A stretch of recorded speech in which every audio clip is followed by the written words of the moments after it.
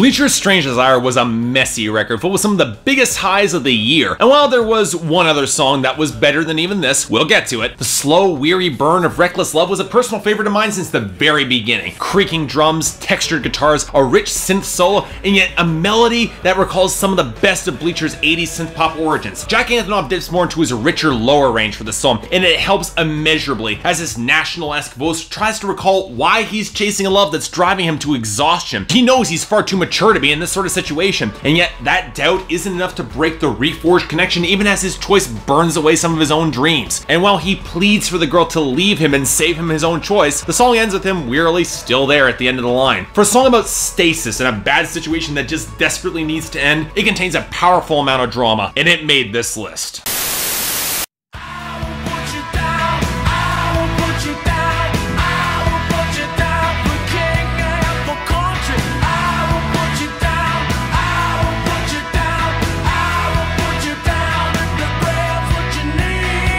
You know, every year needs a good fight song, and Canadian rock group The Glorious Sons dropped one of the best ones I've heard in years. A potent hard rock melodic groove with the guitars sputtering and raw, Brett Emmons' post-grunge vocals that can get visceral when they need to, and lyrics that do everything they can to emphasize the raw beatdown that's gonna take place. And the Glorious Sons, they don't hold back, and they're not screwing around. If you left your piece at home, that's your choice, but they didn't, and there's a certain methodical ego to this track that walks the thin line between goading taunts and pure swaggering arrogance. It's bloody, drenched in old school swagger and machismo, and a fantastic song, perfect for someone who's gonna get their ass kicked. And you know, we all need that kind of song.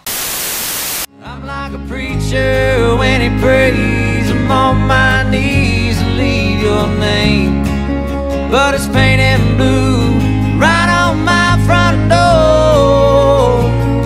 Sundy best spent the majority of their sophomore album making high-energy, upbeat country tracks with pounding cajon and callbacks to Tom Petty, and thus ending the album with a heartbroken acoustic breakup song that takes their raw exuberance and channels it a lot darker as a surprisingly downer ending. No bitterness, just aching sadness after an album of putting it all out on the line and then being left hanging out to dry. Powerful melodic thanks to the steel guitar and clean tones of the vocals. It's the writing desperately searching for some form of solace in a bottle that will never come that makes this song a real gut punch for me, and one of the main reasons I just wish Sunday best kept going darker, because really, they can pull it off.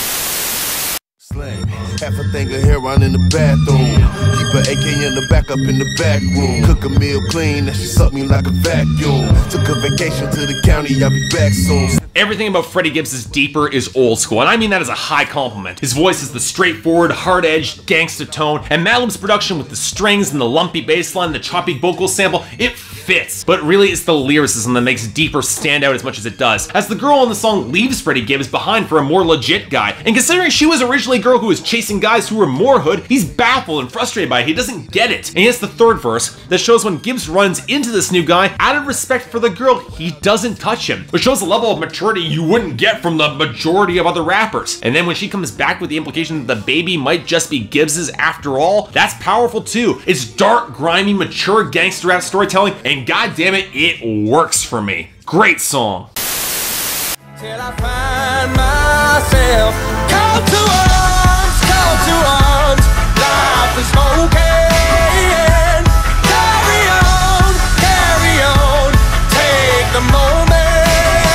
Where conclusions might take Frankmusic's maximalist aesthetic to a breakup song, Call Our Hearts might be even better by applying it to the sort of pump-up anthem with a huge populist vibe that's a perfect fit for his overblown production and incredibly explosive vocals. And there are so many instrumental elements that are just a perfect fit for the song. The stuttered beat to open up the track, the brittle piano line underscoring it, the distorted crunch of the beat on the chorus that matches the intensity of the horns, the gargantuan mix that can balance out the melodic crescendo and not be overdone, the guitar leads that come in on the third chorus that just cranks it up to 11 inches works here. I hesitate to even call this synth pop. Crank up the guitars a little higher in the mix, this could be metal. It might not evoke a lot of thought, but when it kicks this much ass, it doesn't need to. But it ain't all flowers, sometimes you gotta feel the thorn. When you play with the devil, you know you're gonna get to home. Easily Sturgill Simpson's darkest, weirdest track on his sophomore record, it's easily his best too, with a reverse guitar leads blending into a smoky, psychedelic sizzle, a stalking, ominous bass line, and Sturgill's haunted delivery that jumps from careful restraint to full-throated howls into the void that the richly textured lo-fi production accentuates. And the fact that he managed to pull off a noise-saturated, twisted guitar solo that adds its own echoing cacophony to the darkness before being chopped into a warped, looping acid freakout of an outro makes this track unlike anything else you will hear in country music this year. And it's awesome. Once a long gone bit of truth. That's the difference between whiskey and you. If you had told me last year that one of my favorite songs of 2014 was a cover of a Tim McGraw song, I'd have called you crazy. But Jason Eady's cover of Whiskey and You is heartbreaking and so very sad. Taking Chris Stapleton's stripped-back formula from his cover and pairing it with barren, empty production that subtly emphasizes his loneliness with hints of distant steel guitar and has the texture to every single plucked string and break in Jason Eady's voice, you can tell that it's on the edge of his vocal range as his voice isn't as rich or as soulful as Stapleton's. But I'd argue it kind of works to his favor, fitting more in the feel of the everyman walking that lonely road that underscores every single point of his album. In comparison, Tim McGraw doesn't stand a goddamn chance. What you gonna do with you? What you gonna do with me?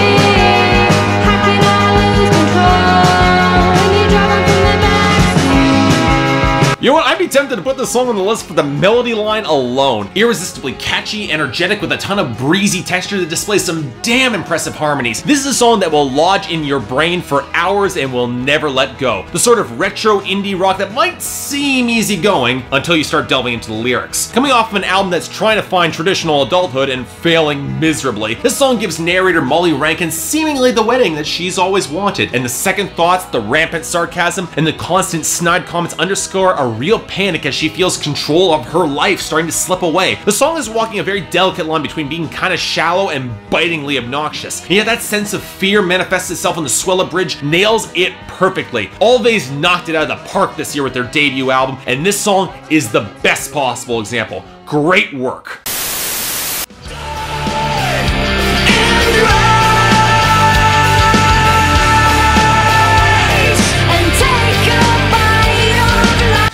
And here, I'd almost be tempted to give this song a slot all thanks to its premise alone. From a disappointing album exploring zombie cliches, Die and Rise completely flips the script and is written from the zombies' perspective, and it's glorious. Of course the zombie's going to be reveling in the sheer horrifying power of his new existence, and when backed against one of Lacuna Coil's best ever melodic grooves that has a ton of roiling crunch and howled vocals courtesy of Andrea Ferrero on top form, it is the spark of unlife that this gothic metal record needed, and easily one of the best songs of the year.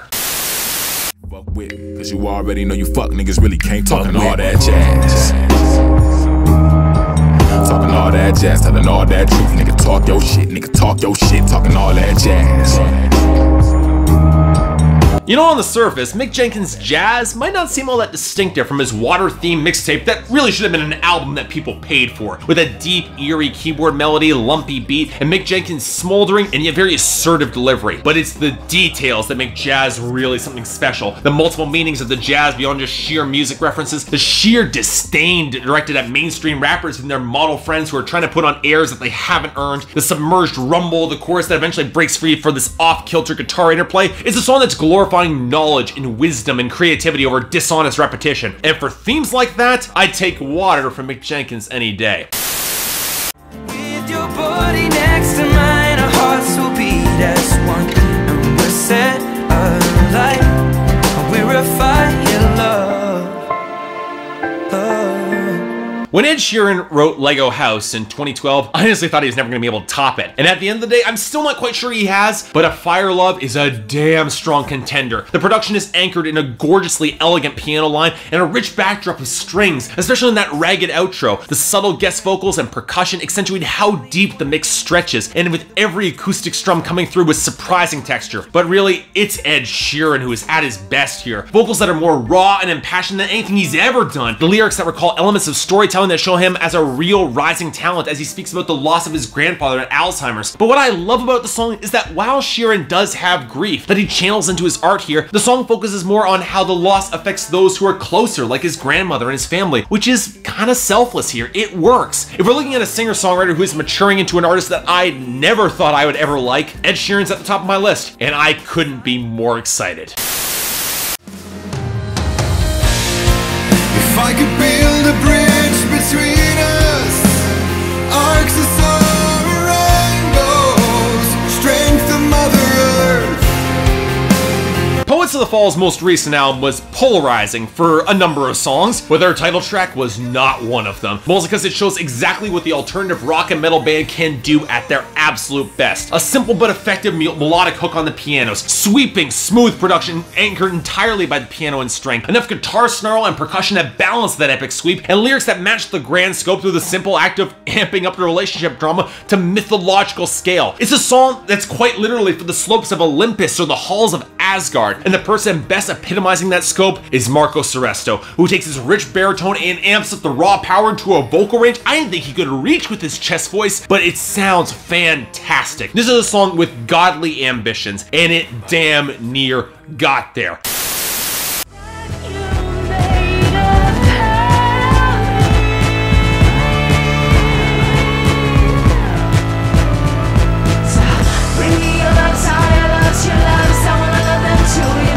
If Poets of the Fall were trying to make the divine struggle feel somewhat relatable, St. Vincent seeks to alienate. Blocky guitar progressions, a rigidly structured drum cadence that almost feels mechanical, a groove that feels hemmed in at every angle, seeking for the right moment to explode, and that synth tone, I'm not gonna lie, with a tone and production swell so reminiscent of Arion at their best, St. Vincent was destined from the list since the beginning of this year. The fact that she paired it with starkly intimidating BDSM-inspired lyrics and vocals, that total line between enticing coos and edged demands, intensifies that unearthly feeling and easily makes Bring Me Your Loves one of the most chilling tracks of the year, and is all the more amazing for it. She called me on Christmas, that was my gift. She was worried I might die, I said I might die. No shit.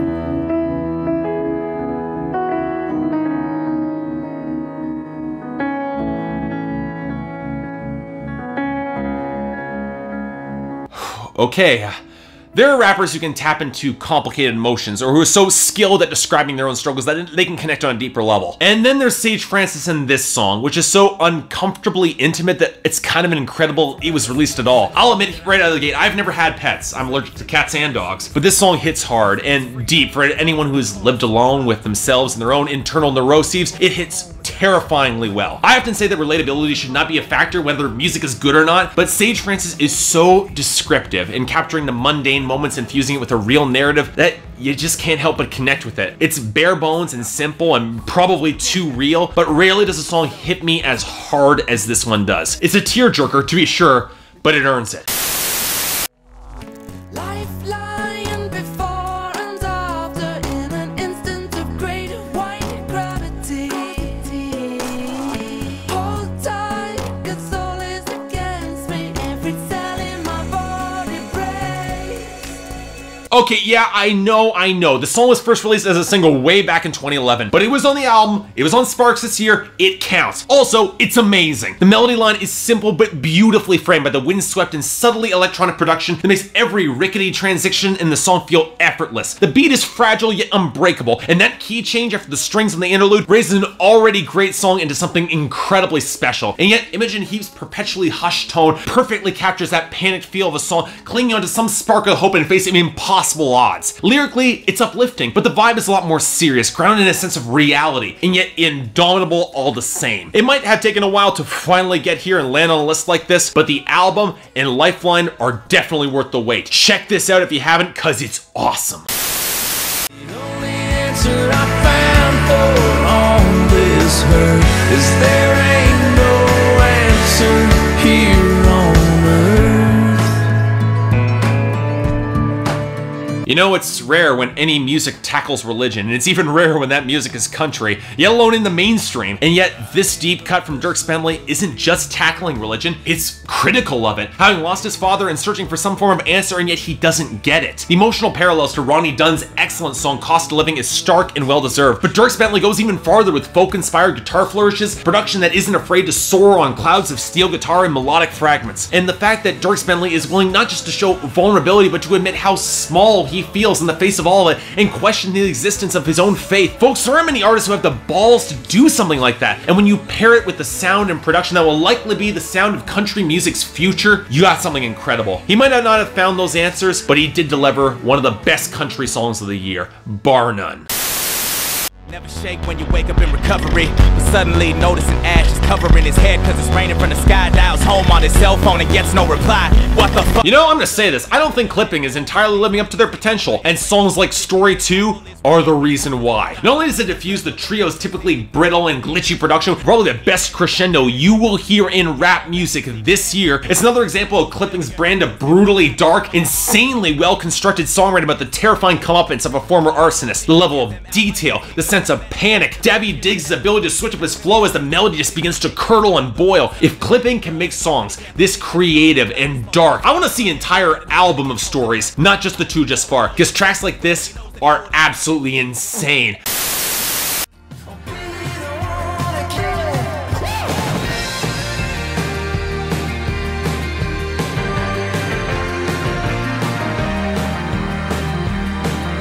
Yeah, okay, here's one of the choices that will not surprise anyone. And it's a song that's gotten critical acclaim for damn good reason. A song half-bang homage to the mid-80s synth-driven roots rock in the vein of Bruce Springsteen, with a sort of meticulous construction that allows both texture and a rich melodic shimmer that effortlessly flow across the mix both in the guitar tones and the keyboards. This song might have landed on this list thanks to that melody alone. The fact that it's paired with beautiful interweaving harmonies and lyrics that are both dark and strained, yet match the feeling of hope you get with the explosion in that irresistible melody. You know what? Some Kill Moon would have called it 80s navel-gazing designed for beer commercials. In a way, it kinda is, but there's a reason this stuff resonates as powerfully as it does, because it's awesome. And there ain't no conversation between the daylight and the dark. It's a worn out situation when you don't know where you are. It's a song about hungover mornings that captures every moment and texture perfectly, with unsteady steps away from a bed with a stranger inside as you walk away. And while you're aware that you probably did something that you're gonna regret the night before, right now you're just trying to make sense of who you are or where you are. While there's populism in the song, the question of whether everyone else is going in the exact same state, Jason Eady doesn't exactly go through the motions of putting on a happy face, even if he could. Coupled with stellar steel guitar melodies, incredibly stark lyrical details, and the sad inevitability that many of the same situation will play out again and again and probably too soon, Jason Eady brings understated pain and real soul to this brand of country that is all too real and damn near perfect. Before I was delivered, I fingered that trigger and the wine from her body, how it flowed. Then I gathered myself with the rage of hell, went back to the city made of gold. Wow, the fact that Sundy Best wrote a song like this early in their careers says buckets about their talent and potential. The intensity of the quick strum guitars, the surging tides of steel and electric guitar, the chugging bass groove, and of course, that thunderous cajon. There wasn't a more visceral and intense country song released at all this year, and that's before we get to the lyrics. And you know, I'm still on the fence whether or not this song is just a punishingly dark murder ballad or an extended metaphor about fighting against the corrupting forces in country music in Nashville that might pervert true art. But either way, the intensity and incredible musicianship elevate Sundy Best as among some of the best that put out songs this year, and proof that the sun they brought up could scorch away any competition. I like for my shoes to look like they've been walked in, my house to look like it's been lived in, my car to look like a coffin that's been driven off a cliff, my career like a non-stop graveyard shift. There's always been two sides to Sage Francis, the side that's confessional and raw, and the side that shows the lyricist who isn't afraid to slice his competition into quivering giblets. And on Wanna Get Busy, he's paired with a beat part unsteady guitar line, part trumpets echoing over the booming beat that emphasizes careening desperation with every single bar. Which kinda fits, cause Sage Francis' target is polite society that prefers to lie to the public rather than face the truth of how it exploits them. He's rarely sounded this on point as a lyricist, especially in his double time flow. One of the few songs where every single bar howls calls for change and one of his most politically sharp and detailed songs of his entire career. This is a song punctuated by the lyric, "Do something," half sarcastic but half enraged for society to snap out of its miasma. And in a year like this is a message that definitely needs to be heard. Check this out if you haven't already, because it's awesome.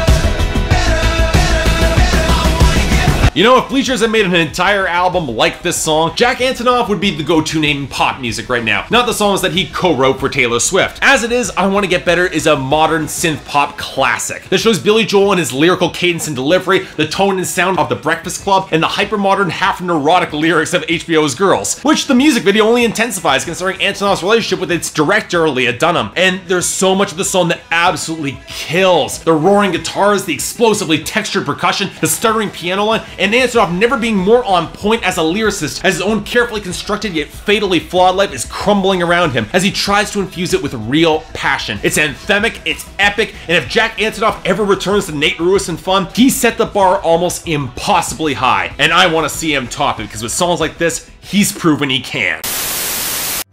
She don't love you, she's just lonely. She don't know another way. You know, I'm gonna be honest here. Until very late this year, this song absolutely ruled my year. It was my #1 pick. And on first listen, you wouldn't think so. A slow, downbeat, acoustic guitar-driven country song from a guy everyone knows for some of his worst songs. And yet, She Don't Love You is breathtaking. A song about a lonely woman that doesn't feel condescending or bitter or trying to lead her on. It's the sort of song that shows maturity, experience, and way too much pain. And while I could go on and on about Eric Pasley's imperfect yet perfect all the same delivery, the neo-traditional instrumentation and production that it never feels overstated or melodramatic, or the lyrics that are broad enough to be populist yet narrow enough to be very personal, this song gets its gut punch in the final lines. Not only does it change the entire song and reflect more than just one broken heart, it captures the drama of the situation perfectly. It's the best country song of this year, bar none, and I'm so happy that Eric Pasley is finally releasing this as a single, because it's probably the best song he's ever written. And yet... Holding what's holding you down. Can't pick up no crown. Holding what's holding you down. Can't pick up no crown. Can't pick up no crown.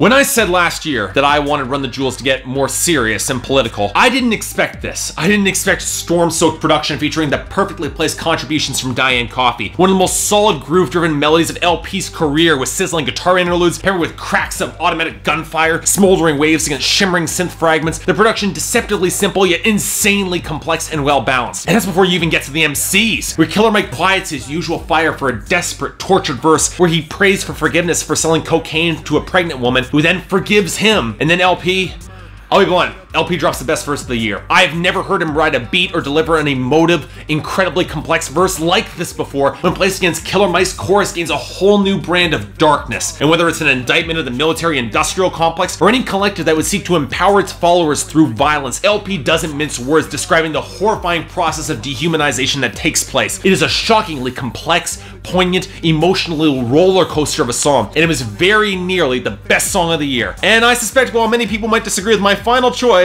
here we go.